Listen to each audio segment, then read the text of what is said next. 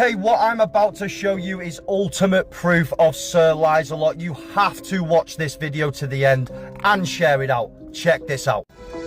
Amidst the coverage of the Lie Fest, which was Keir Starmer's recent speech on immigration, a far more important and alarming report was published, which went largely under the radar. I'm sure many of you are unaware of it.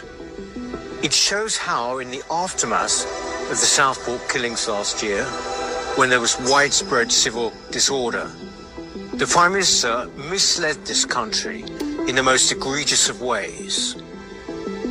Not only did this lay the ground for multiple miscarriages of justice, but also one man's death, a 61-year-old grandfather, Peter Lynch. This was a man with no criminal record, sentenced to almost 3 years in prison for protesting and shouting at police. He was found hanged in his cell in October. In his now notorious press conference on August the 4th, Starmer was unequivocal about who had been to blame for the rioting. I won't shy away from calling it what it is. Far-right thuggery.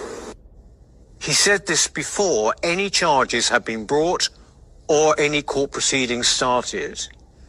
He therefore put in place a narrative which has remained in place and which was used to justify the draconian treatment of the protesters. Vehicles were set alight and projectiles thrown at riot police by people believed to be supporters of the English Defence League.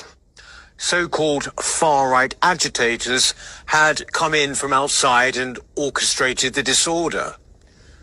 But this new report by His Majesty's Inspectorate of Constabulary and commissioned by the Home Office found that this was a complete fabrication. It states, and I quote, "During our inspection, we found no conclusive or compelling evidence that the 2024 disorder was deliberately premeditated and coordinated by any specific group or network. Most people who took part in the disorder lived locally," unquote. So Starmer blamed the so-called far-right without a shred of evidence. It paved the way for the outrageously harsh sentencing of protesters which came after, and indeed for the continued and increasingly tyrannical monitoring by the police of speech and comments on social media. There was never any attempt by government, or indeed the mainstream media, to try to understand the reasons for the outpouring of pent-up anger and frustration which we saw across this country. There was instead straightforward demonization and punishment of the harshest kind. And this was led by Starmer himself. If you're anything like me, you will feel that rather than an elected government, what we have in Britain now is more akin to an occupying force. We are ruled by people who clearly hate us, our culture, and our history, and who on every occasion prioritize the needs and interests of foreigners over the indigenous people of this country. None of our concerns are to be addressed or even entertained. We are instead to be managed, to be cracked down upon.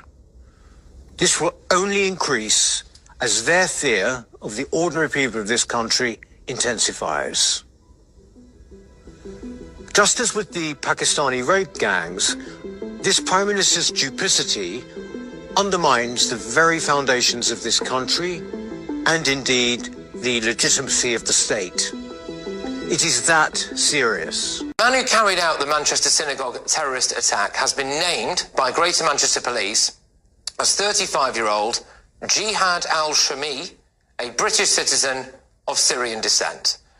I'll read that to you again. The man who carried out the Manchester synagogue terrorist attack has been named by Greater Manchester Police as 35-year-old Jihad al-Shami, a British citizen of Syrian descent. Like and share this video. Fuck Keir Starmer.